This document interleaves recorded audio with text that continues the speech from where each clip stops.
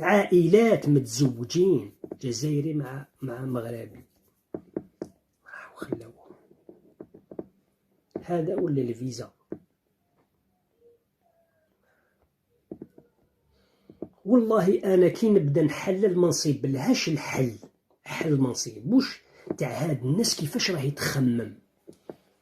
وحنا نعرفوا باللي الشعب الجزائري والشعب المغربي شعب واحد، وقلناها ونبقى نقولها حتى لآخر نفس. الشعب الجزائري والشعب المغربي شعب واحد، كاين غير لافرونتيير اللي مبلع هذا ما كاين. ونبروفي لكم باللي شعب واحد. عندنا بزاف الصيلات اللي مترابطين، عرب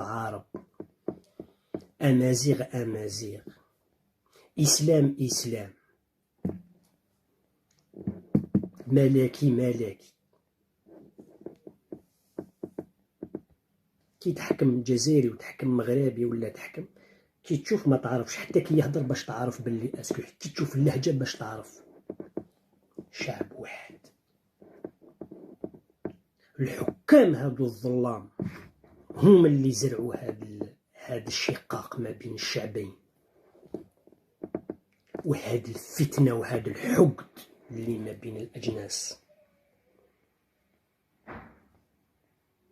شكون يا ما نعرفش كيفاش نسميك يا عبد المجيد؟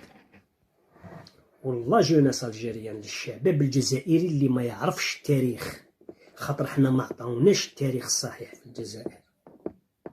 خاطر في لي كومونتير في هذيك الفيديو الاولى جاوني بزاف لي كومونتير يهضروا غير على 63 دوك نعطيك التحليل الصحيح وما تزيدش تسقسي من فوق هذا الشيء. 63 نحكي لكم لافير دو 63. قال لك المغرب دخل على الجيري اون 63. 63 شكون اللي كان يحكم في الجزائر؟ كان يحكم لو كلون دو وجده. لو كلون دو وجده وين كان مستقر؟ في 2 ولايات في المغرب، وجده والناظور.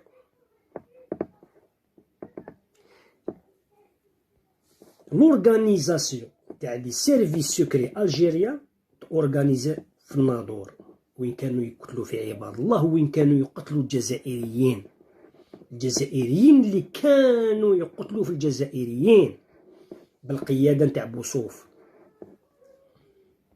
قبل الاستقلال.